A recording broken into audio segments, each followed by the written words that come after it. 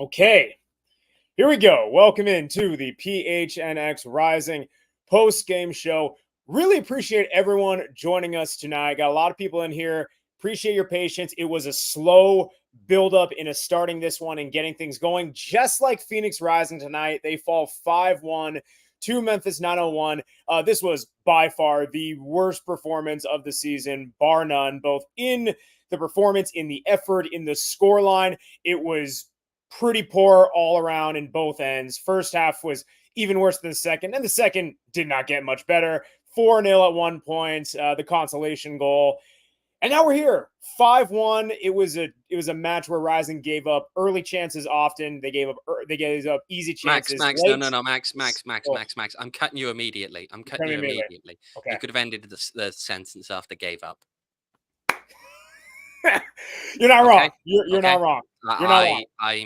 You know what? I'm gonna start this one off now. I'm gonna start talking on this one. All right, come on. I did not see, broadly speaking, any effort from almost any individual, to be honest, that quite frankly was worthy, I think, of playing professional football tonight. It was dire. And we know that these players are capable of better. But what we saw tonight was a result that we haven't seen, conceding 5 goals since the New Mexico Kids game. They conceded 7 in that one. Rising hasn't conceded, I believe, 5 or more goals since that point. Now, they did also do it immediately in the game prior as well, against Tampa Bay Rowdies back in 2022. But this was, This was an embarrassment. It was an incredibly poor reflection on a team that is supposed to be the defending champions. But most importantly, this game wasn't necessarily a surprise. And this is where I think, look, did some players have poor games? Yeah, a lot of this I think was, the players looked lost. The players looked like the execution just wasn't there. Again, that's the thing, right? It comes down to execution and plan. I didn't see a whole lot of anything tonight. There was just, we've seen flashes of this, though, throughout the entire season. So I'm not shocked. I'm not surprised that this happened tonight. I think that we've seen moments in the season before. How many games do we come out of when we say Rocker Rios Novo stood on his head tonight? That kept Rising in it. How many times have we had that and had those games? How many times have we had games where Rising just can't create chances to save their lives? How many times? Far too often this season. And so when you add those two things up and you get to a position where you're letting the opposition get a lot of opportunities and you are creating the square root of nothing at the other end, why are we surprised? Yeah. Why are we surprised? We shouldn't be surprised. No. And Rising have been not particularly good all year long, to be frank, and are still in a reasonable position by and large because USL Championship is just kind of everyone is much of a muchness. Very few teams have stood up and really stood out early doors, and that's why everything is so tight in this league. But tonight's performance doesn't surprise me, even though it is, as we've said, one of the worst I think that this club, under its current name, under its current incarnation, has put in. And really, in a lot of ways, as John says in the chat, and by the way, shout out to the chat too. Feel free to chime in, guys. We will call on comments as we see them and help that shape us tonight, especially with the way that I'm sure a lot of you are very, very frustrated. But John's saying in the chat, that was a Rick Shantz level performance. And this game felt reminiscent of some of those Rick Shantz performances, where it just felt as though, the end stage Rick Shantz performances, where it felt as though there just wasn't a whole lot of anything going your way. There wasn't a real plan that you could identify, I think, on the night as well. And that the execution from large numbers of players was sorely, sorely lacking. Yeah, it's the same. Yes, that's debatable. It was really that bad. to reference for those who are going to be listening on audio, Owen is not saying that's debatable. That was someone's username. It was not debatable. This performance, this result was very much, to Owen's point, it's something we've seen coming. Listen, when this club so often this season at their best has been middling or mediocre or average, that's not going to cut it in any level, especially from defending champions. But I mean, this was just a culmination of, I think there's even some things we've seen tonight that we haven't even seen at parts of the season. Yes, we have seen lapses defensively. Yes, we have seen poor closeouts and man marking within defense, especially on set pieces, which we saw yet again. We've seen 2 easy goals, but there was something here where there was just a lack of, listen, you pull a goal back, sure, but you just saw a lack of, oh no, like the fight was kind of out. And I'm not going to sit there and say that, the entire team is quitting or anything like that. But what I will say is if you look at the performance from tonight, you saw very on. This wasn't just after the 4th goal. Okay, we're done here. This was pretty early after the 2nd goal, going into halftime, the response in the second half. There wasn't the fight there. Rising had 1 shot in the first half, and quite frankly, I'm not sure I'd even call it a shot. But the statisticians did call it a shot, so it counts as a shot. But I'm not sure I'd even call it a shot. That's all they did. That's all they did in the first half. 1 shot. And it was off a set piece, and it was a header in the box. That was it. And it was a grazing header as well. It kind of caught his head a bit, went nowhere near really the direction of the goal, and they've counted that as the only shot the first half for Rising. They were 2-0 down at the break, and they'd taken 1 shot. One off the seriously. Memphis had another one off the crossbar. It was absolutely brutal. They could have had more. Memphis could have had more. There were a few times where you looked at it, and I think from my vantage point, at least, the way I saw it was that they created some very good chances, and then just sometimes the finish was just that little bit too close to Rocco, and made it very savable. They weren't making him work for some of them. So it could have been 3 or 4, to be honest, at halftime. Very much. And Rising were lucky that it wasn't, and it took until the close to the 60th minute in the end for the score to hit 4. Very much so. And listen, like if you really want to stretch it, there have been matches where Phoenix hasn't come out, whether they've drawn 0-0 or they've lost 2-1 or whatever, where they have put up some poor offensive performances. And you can maybe make the argument, look, there was a 5-minute stretch where there was some sort of spark, but then it fizzled out. Or, there were like 2 chances off the post. It never built on anything, but there's that. It was the Darius Morella goal. There was nothing before. There was nothing after. That was the only blip of any sort of attack they had all match. Came out of seemingly nothing. That was the only thing preserving not getting shut out. That's it. That you can't even, if you're going to hang around on anything, there you go. That's your consolation prize. Yeah. Ugh. One bit of good I will say, and I'll get it out of the way now, sure, is that the players who came over at the final whistle to the traveling fans and gave them their shirts because of, people who will make that kind of trip and are treated to that kind of performance. Yeah. Okay. That's dedication. I do want to shout out the dedication. I mean, the traveling fans, the traveling fans, and there were a few. There weren't too many. There were a few. Even if there was an incident in the stands, I'm told that someone was told to effectively sit down and shut up because you know what it's like, Max. We can't have people standing and saying swear words in these away games now, can we? I thought this was football, Max. No, it's a baseball stadium, so I guess you got to sit down and clap with the organ, eh? Sit down and clap with the organ, eh?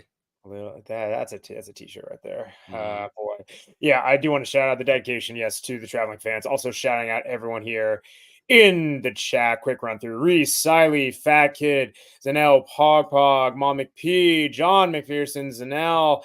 Everyone in the chat, you guys. What about all the spam accounts? There are a few in there. We've got yes, there was Elon Musk. There was Phil Collins. Phil Collins with an FILL. We got Nicole Craig Burns. We got Nicole Burns in the chat. She said, "What should I expect tonight? Joining my first pod." Well, Nicole, you picked a hell of a one to show up to, so we do appreciate you there. I'm disappointed though. We got Phil Collins. Come on, there's a lot of. I know there's a lot. There's a lot of people here in Memphis. Come on, let's get on theme. We got Let's get on theme. We got Craig Berhalter. There we go. Yeah.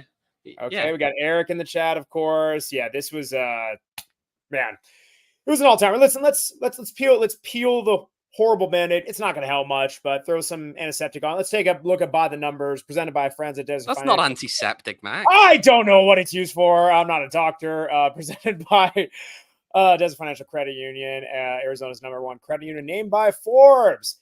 Ugly numbers, folks. Phoenix Rising 1, Memphis 915. Is that 58 possession? Is that 58% possession? In the rafters, Rising Hang 1 the the banner. battle. Let's go. We had more position FC. Right next to, they didn't get shut out 4-0. Put it right next to that rafter. But yes, XG for Rising 0.55, 1.96 for Memphis. They did win the possession battle 58-42. Shots outshot 9-14. Shots on goal 3-10. It was brutal there. Couple more just for fun, just to illustrate how poor this was. How many shots in the first half? 1. How many touches in Memphis's box in the first half?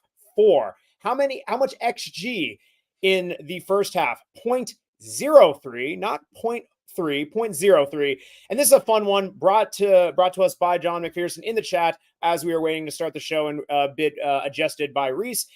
Out of the 5 goals belong to 3 Memphis players who scored tonight. They got their first goals of the season. Congratulations. We're spreading the wealth all around. Yeah. Do we take a first Danny clip? Yes. All right, we're just going to take, this is the first thoughts that came out of Danny Stone's mouth. Let's have a quick listen.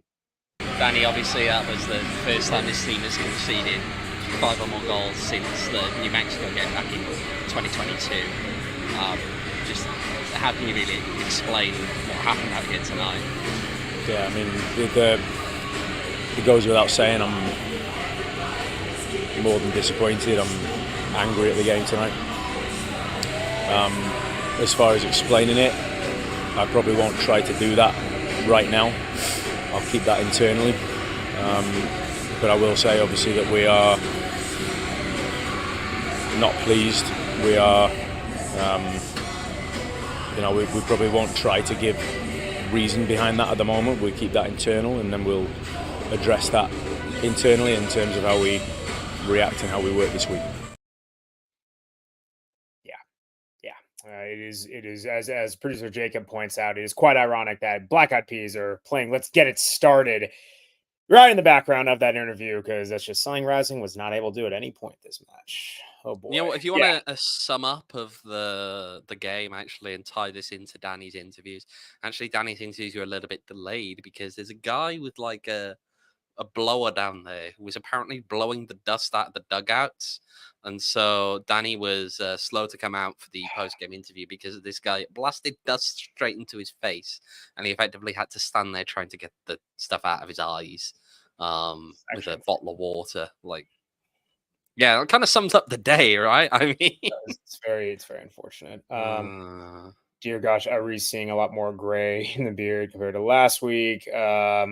Yeah, there's Chad is hopping in with a couple comments. You know what? I will say to Fat Kid's comments here, I would agree that I will agree with what he's saying about the fact that there is a big and clear distinction. And we have some of those conversations about the Rick years and all of that. We've got to be clear that what Danny has not done is gone out there and said in front of a camera different ways that he'd throw his players under a bus effectively, which is what Rick used to do. And there was a lot of discussion on things like, look, I had one former Rising player say that if he'd sent the video to another who was then a current Rising player, they'd have gone and broken Rick's door down that night. So though there was a big difference, I think, in terms of some of those comments. But yes,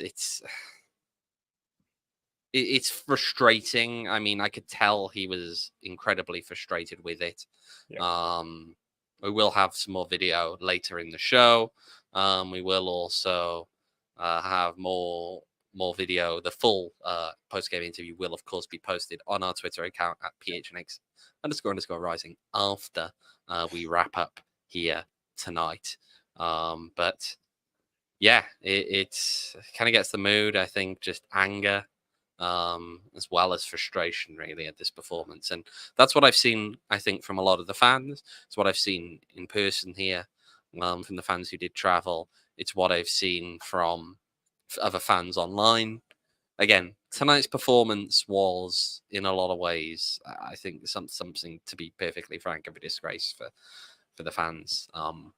They deserve a lot better than what was shown out here tonight. They do. And I mean, listen, you just commented on and on. Listen, this is, in a way, Danny's trying to read the room. He is not, shoving the, positive performance or anything like that. It was a shit performance. It was apologies, earmuffs for anyone who was, little ones watching, but that was a shit performance. It was poor. It was something where that, it's what we've unfortunately kind of come to expect a lot of the times from this team, from this club this season. And you mentioned that the fans very much deserve more. And I think that where a lot of the frustration is happening, and we have gotten into this in so many ways, and I'm sure, right, it's going to continue happening until something changes. It's one of two things. It's really both. Is number one, right, we have seen that there has been a lack of there's been a mix of there's too much inconsistency at times from whether it's a tinkering with lineups and stuff like that, but also not of enough of a boom. There is a change that we keep on doing the same thing. It is not working. And there's not that push to try something different, which leads into the second point, which a lot of people are commenting here in the chat. The lack of a number 9 position is so darn evident on this team. Do we believe that it is the end all be all that's going to completely save this team? No.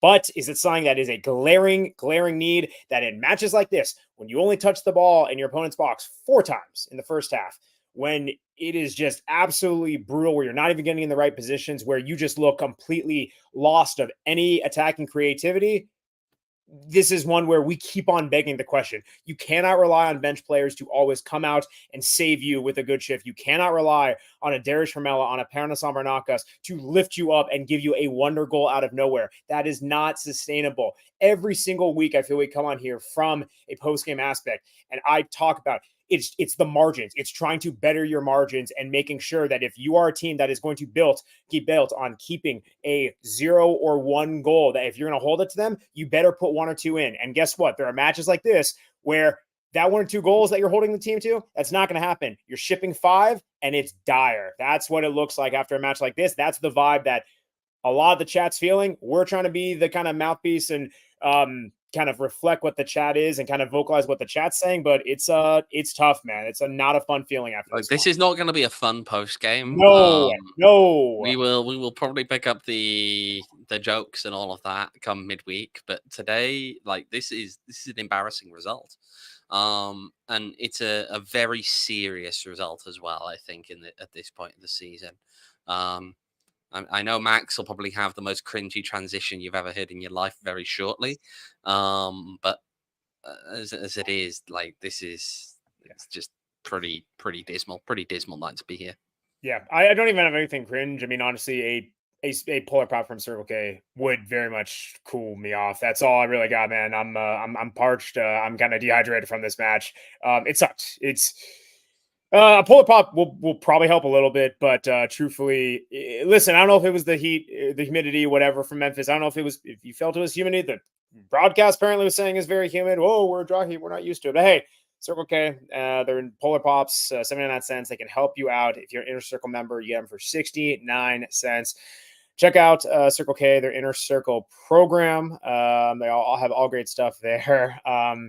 Yes, JT in the chat, you can get a drink. You can get a Polar Pop. That's going to very much help you out. Yes, check out Circle K and their Inner Circle program at participating locations. Terms and conditions do apply. See store locations for details. Also, shout out our friends at OG's Brands. Take an OG's or 2 if you're 21 years or older. If you feel like it, might help you out. Might relieve a little bit of this pain, anxiety, or just stress. Yeah, stress. Stop thinking about this match after we're done here. But yeah, drift off into literally anywhere else with OG's Brands. The fruits, the creams, the indicas, the sativas, everything like that. It's a big weight off your shoulders. Help them out. I'm not a doctor, but if you sure feel better after having one of those, check them out, ogsbrands.com, to find them at a local dispensary near you. And of course, follow them on socials at OG's Brands. Again, must be 21 years or older. Must enjoy responsibly, Yep. please. You have got to be kidding me. Jessica Beals in the chat. Thank you guys. You know what, Chad, I will say, and again, like Owen said, this is not going to be like a fun, jokey post game. I do appreciate you guys being here. Fat Kid, thank you guys for all you do. And again, even on the shit days, will you guys make the Rising experience much better? I mean, listen, I'm just a guy here chatting. Owen's the one visiting places, but we do appreciate you guys supporting both of us and what we're doing here at large. All right, enough of the mushy stuff. Let's get back to yelling at this team. It's yeah, man. It's you're trying to think of like, right. I think every match we have always been looking, and even going back to last season, even the season before, like going back to Rick, we have always tried to think of, are there things that this club can build on? We saw bits and pieces last season again with there's it's just a lack of finishing. Things will come together. Even this season, earlier on, it's like, hey, guys are starting to gel. There's new players in the mix. Yes, we knew there was a lack of attacking threat, but it's like, give these guys time. It's early. Fast forward, we're now heading into July. We are heading into the point of the season where we really can't say the same things of, oh, they're just taking time to gel. Oh, the offense is almost there, but they're needing to click. This team is what it is. Like there is nothing, no two things about it. This club is what it is right now. You know what I'll add as well? Yes. Right. And I'm gonna I mean there are two thoughts I've got on my mind at the moment, but the main one is this. A lot of people will say, for example, oh, but look at last season. It doesn't really matter. You can finish. You know what I'm going to tell you? It does. And do you know why? Guess how much money the club made off of most of that last season? How much gate revenue they got? All of that stuff. No, they were spending money to travel. Okay? The playoffs are not a profit making endeavor if you travel every round. That's not what happens. 1 or 2 home games in the playoffs makes a world of difference to the finances of some of these clubs. You can't sit there and just say, well, it'll be fine because, you know, think about what that money can do. Think about what that money means in the context of a club. Where you finish in the final table is an important factor. Is it the only factor? No, of course not. You want to have success. The sporting success ultimately is an important part of it. But so too is the money and the revenue that you can get in terms of actually hosting a few playoff games, knowing that you can pack your ground out. This is a league that's still very heavily driven by in-stadium revenues. This isn't the Premier League that couldn't care less, to be honest, if you had one person or 10 or 10,000 or 50,000, okay? Because that league doesn't have to care. They make so much money off their TV rights that they don't have to care. That's not what this league is about. That's not what the reality of being in USL Championship is. Those home playoff games matter. They matter a lot. And that is why you have to set your priority being that you make it into a home playoff game. So I'm going to say that now and get it off my chest so that we don't have the does this game really matter kind of stuff. This isn't the NBA when you're going to go and play 7 games and you get home games guaranteed regardless. Okay? They're all one and done. They are important. It is important that you get home games to try and make up some more money, knowing that these teams, quite frankly, struggle sometimes for revenue as well. And Rising may have year over year attendance may be up, but it doesn't feel always like it's up that much. And the question is it enough to move the needle? That's an entirely separate question. But the other thing I'll say, and this is the part 2 to this now. Tonight's game, because you were talking about building upon it and all of that, there is nothing to build upon from this game. This game is one that in most ways you want to just throw out. But here's what I'll say. This game, after this game, is going to go one of 2 ways in my mind. Either this club is going to do like they did in the Sacramento game last season, and they're going to turn it around afterwards. This will be a wake-up call. They will go on a stretch without losing games. They'll be all right. They'll suddenly start to find certain things click, and the team will effectively at that point just point blank refuse to drop to that level again. Or this team is incapable of making that turn, in which case you end up in a position where you're just going into a very, very awkward kind of stumble through the rest of the season, probably make the playoffs because 2/3 of teams make the playoffs and potentially an early exit. Who knows?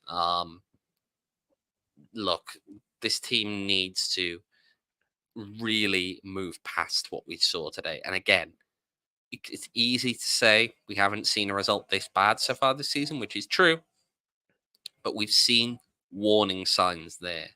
And until those warning signs are addressed, there is always the lurking risk that you will see this result again.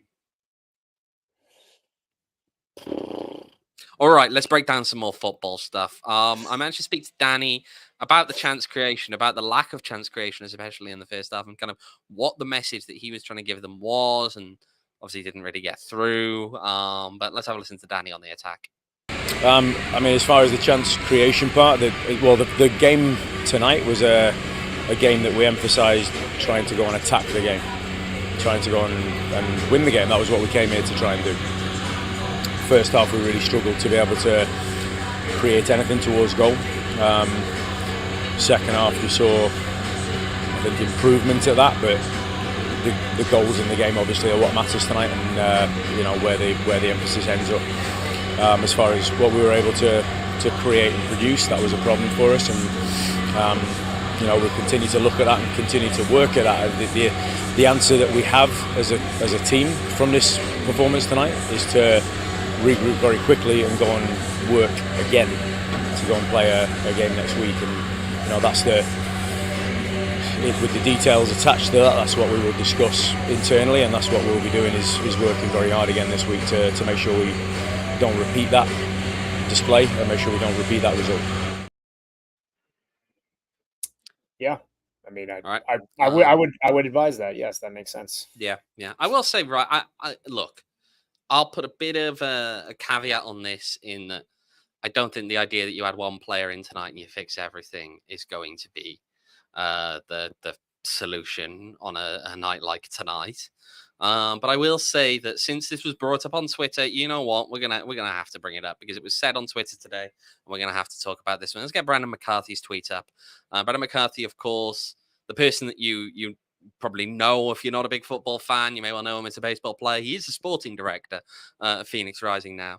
And when someone was asking on Twitter about why didn't we try and replace two high-level strikers that we lost over the offseason with anyone in particular, he said, I could give a very long answer to that, but it's hard here. The crux of it is giving internal players a chance to emerge, which is important, and the difficulty of finding top attacking players for our level. So that's what Brandon said. I'm gonna. I tell you what, we can discuss this one a little bit here, Max, again, because it happened tonight. It feels quite relevant to talk about it now. You know what's really hard? Finding those players in the middle of a season. That's what's really hard. We've got to be real about that. It doesn't get easier early in, and maybe don't get rid of Artiaga until you have a replacement, says Gary Pat. I mean, look, we here's the thing, right? And this one is what really I think sticks in the throat over this one, is that we could see that was going to be a problem. We were talking about this in the preseason. Where are the goals going to come from? Yeah. Where are some of the, just where? Artiaga scored a lot of goals last season. Danny Trejo scored a lot of goals last season. Where are those goals going to come from? And Remy Cabral alone was never going to be enough. You needed someone like Adarish Formella to step up in a way that we haven't ever seen him play. In terms of the sheer number of goals that he was going to have to contribute this year. And that was presuming you could get both him and Cabral out on the field at the same time, which we've very rarely seen. It's what's irritating about statements or can be irritating about statements like that, again, is that everybody knew that there was realistically going to be a lack of goals. And you know what? There were people, from what I gather, in the club who knew about that. And here you are. You're in this position now where you are waiting for, as I understand it, the international for FIFA's transfer matching system, the TMS, to open. It's the international transfer window to open. That will be ahead of the El Paso home game. It's not until mid-July, so it'll be before the El Paso home game, but it will be after the San Antonio game. Before you can get international clearance for any player to come in. So, look, this team is halfway through the season now. This is it. This was the halfway point, I believe. Yep. This was game 17, right? Yep. Of a 34-game regular season. Yep. And these questions are still things that are just around every. I don't understand why it took this long to spot this problem and handle this problem. I mean, and to Gullyman Pat's point here about, well, you always need to have an active shortlist. He's talking about Football Manager, bringing that one in here. You have an active shortlist of players you can go after in case you need a player quick. You know what I'm going to tell you? There are probably players that, would have been available in an earlier time. And the funny thing that happens there is when you don't make moves, other people do. And players become unavailable. We saw it early. We saw it earlier in the offseason of like, you see guys like, oh, like that's a name. Like, yeah, there's others out there. Oh, okay. There's another one goes. Then you just start seeing that there are people off on the list who kind of go check. Oh, check. He got signed. Listen, what you're not going to do as well. Here's the thing, actually. Especially if you're waiting for an international transfer window to open, you're bringing someone in from overseas.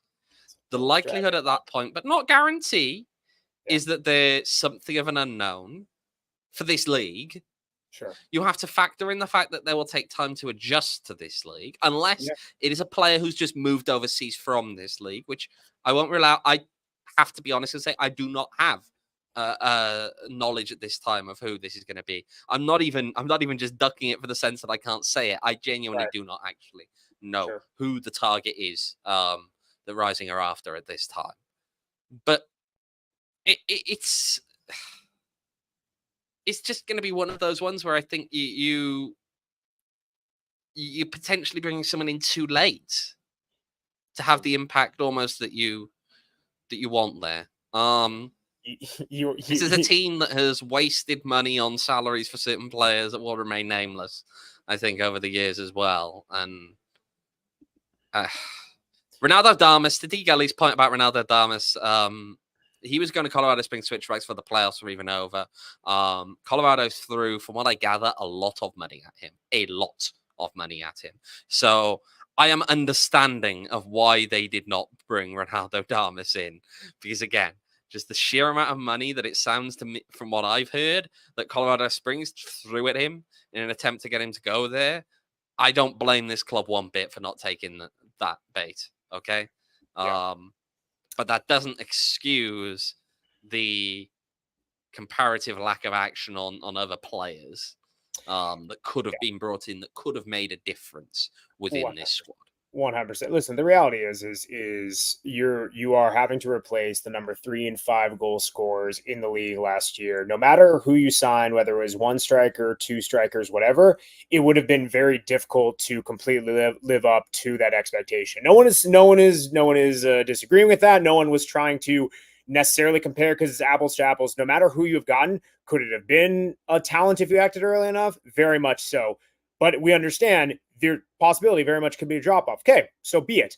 At least you are making the effort, but it was something where you're actually trying to better this club. Where you look at what he's saying, where it's saying difficulty of finding top attacking players for our level. I get it. Manuel Arteagas and Danny Trejos do not grow on trees, especially within this league, trying to find it from other teams. It is not the easiest things. But to your point, number one, when you're waiting this late in the season, if you're trying to duplicate, it gets harder. You're trying to duplicate your success, and people are going to talk about, oh, look at Darius Mello, oh, look at Panos Samarnakas coming in mid-season. Listen, this is a team where, those are guys who were complementary and additional pieces, but you were not looking for them to completely save your team. You were looking for them to give you a boost, a different element from what you have. And this is not knocking those players. They are very much contributing, but you are now looking at a situation where you need someone to come in and overhaul and help right the ship. And hopefully, and that's not even just one player, right? That is multiple pieces. And the second part, if you look at his tweet, that I do not agree with, is the crux of it, of giving internal players a chance to emerge, which is important. I am all for seeing who you have on your roster and giving them a chance. But that does not rule out, nor should it rule out, signing someone else. You knew damn well who you had on this club roster before the season started, and to not act, I do not buy that first half as an excuse in any way whatsoever. No, it's You know what? All right. Do we want to take an I'm ad, gonna, or I'm do gonna, we want to I'm take gonna, one more video? I'm gonna let things simmer for a hot second. Go 4 Peaks. Grab a beer. Gonna need a beer after this one, guys. If you don't already have one in hand, of course, first off, check your ID and make sure you're 21 years or older. Check 2, make sure you're drinking responsibly. And then check 3, make sure that you have a 4 Peaks in hand. The Bad Birdie, Juicy, Golden Ale, a Wow, a Kilt, anything will do. Check out 4 Peaks, and there are many selections of, I would say, copious beers, but really it's more like coping beers with how this match has gone. Check them out at 4 Peaks Pub and at 4 Peaks Brew to keep up with the latest and greatest going on in Arizona's hometown brewery. Of course, you must be 21 years or older to enjoy responsibly. I might even venture to guess they have 4 Peaks in Memphis, or at least somewhere on the way there. But either way, if Max, not, I would love to comb Memphis for where maybe the one place that has 4 Peaks here, but I'd also like, to be frank, to get out of here, and I'll have more than enough 4 Peaks when I get back to Arizona. I'll put and it that's that way. and Tomorrow you don't night want when to I stay. land in Phoenix, you know what I'm drinking. I know what you're drinking. You don't have to stay in Memphis any further than you have to, because you can go straight to Valley Tap Room over on the east side. They got Gilbert and Queen Creek, 2 locations that serve 4 Peaks. Other great parts throughout the valley, right? They have the beer, the wine, slushies, everything like that. Great spot to watch Copa. Great spot to watch Euros. It's just all that damn good stuff. Check them out. Valley Tap Room on Instagram at Valley Tap Room. And of course, check them out in person. Again, Queen Creek and Gilbert. And find them online at valleytaproom.com. Whew.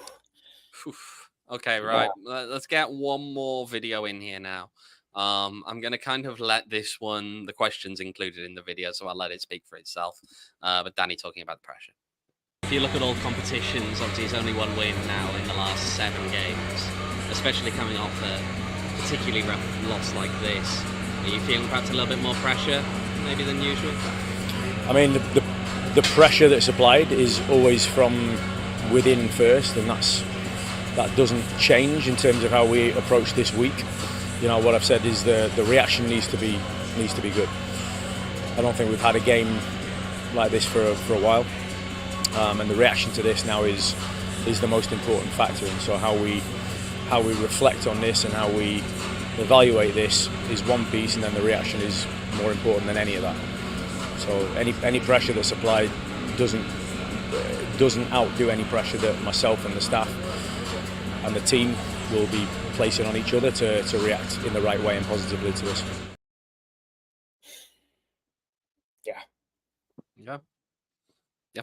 It's getting a little sweaty in here.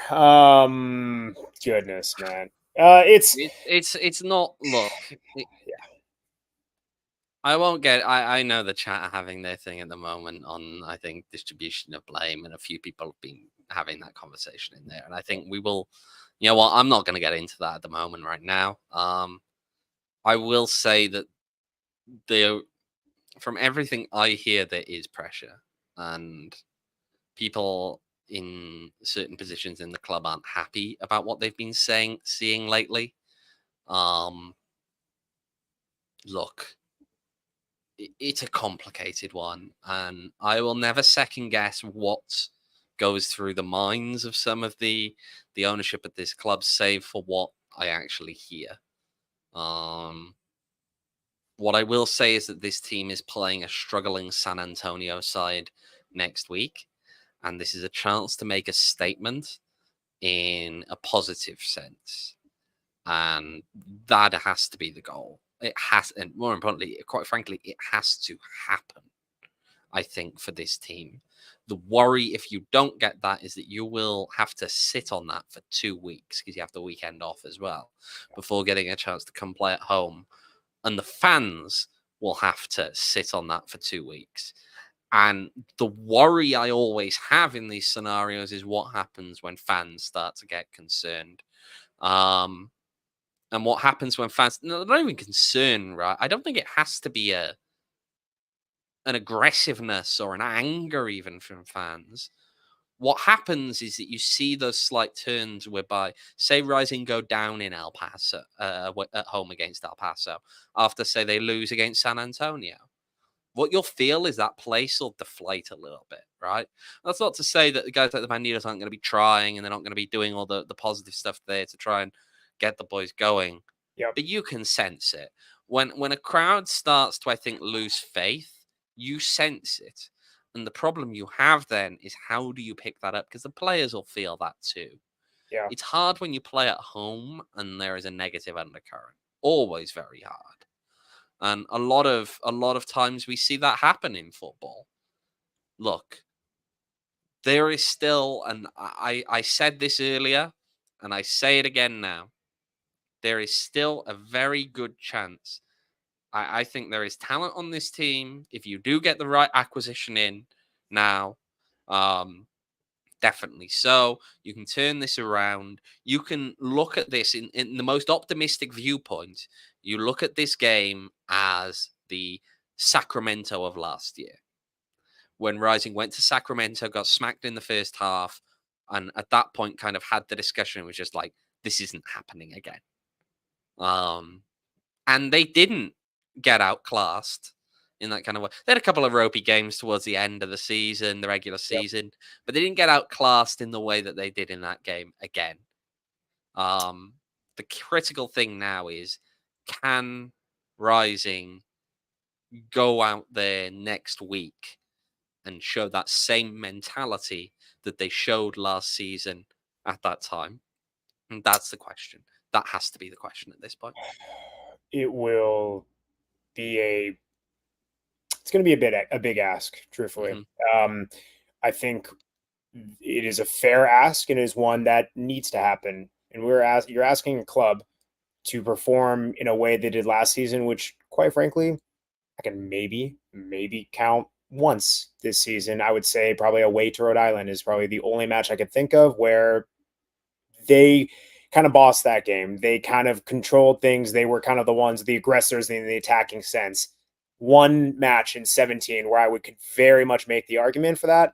And I really don't know if I can make that for the other matches. So it's a big ask. It's one that needs to happen. And, listen, we're going to take this day by day. We're going to take this podcast by podcast. We're going to take this match by match. But I don't know. This is we're taking tonight beer by beer, I think. We're going to take it beer by beer. It's going to be a very interesting, I'd say, feelings and week leading up to that San Antonio match. And could be worse. I really give me a goal. Give me a goal. Just call me early, but it could be worse. Yeah, it could be worse. Could be Mexico. It could be the US.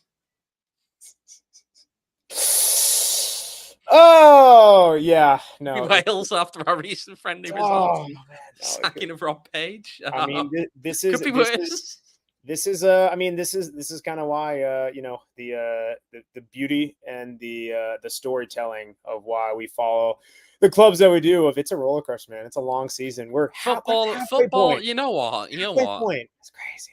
You know what though, and here's what I'll say. Oh.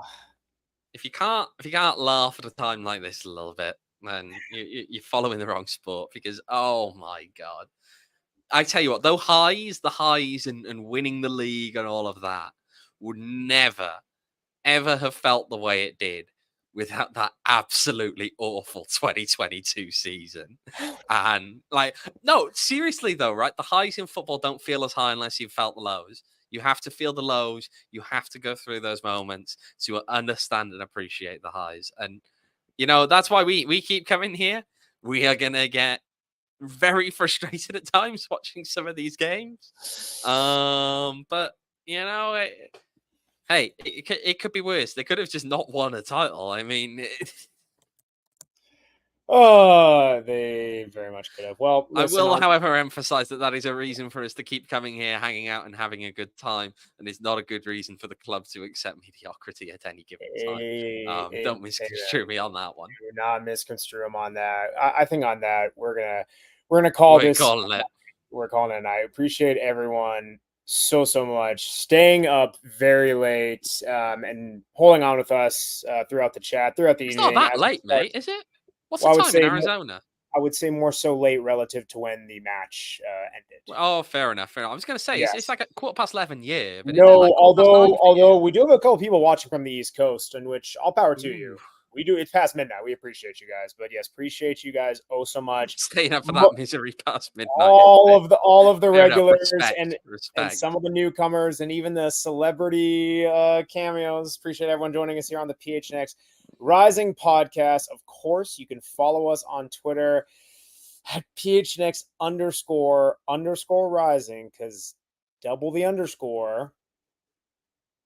No. Okay, I love it. But do remember to follow us on Twitter, because I will just post now. Once we come off, I will post the full length post-game interviews with Danny on that Twitter. So PHNX _ rising. Go ahead and check it out there. You'll hear the entire exchange between myself and Danny after the game. Absolutely. You can follow me on Twitter at MaxDavidSimpson. You can follow Owen on Twitter at OJEvans18. You know what? You can follow producer Jacob at Jacob _ Franklin4. He's being nice this time. Max, by the way, mate, have we invested in lighting for you now? Oh, it's the dungeon hour, man. After a match like this, you get the darkness. Hello, darkness, my old friend. Yes, that's what you get. But shout out Jacob. Very much a trooper and keeping us going with this one. But you guys keep us going in the chat. Appreciate you guys. We'll be back next week with the usual shows. Catch us 4 Peaks Monday evening. If you want some more footballing stress and misery, catch us 4 Peaks for a 6 p.m. kickoff, 5:30 watch party. U.S. versus Uruguay for freaking all the marbles to exit out of the group stage. Here we go into the knockouts. It's stress ball. Here we go. But it is a beautiful game. But it's way more beautiful when you don't get smacked 5-1. That's it. Goodbye. We all silly like the mayor.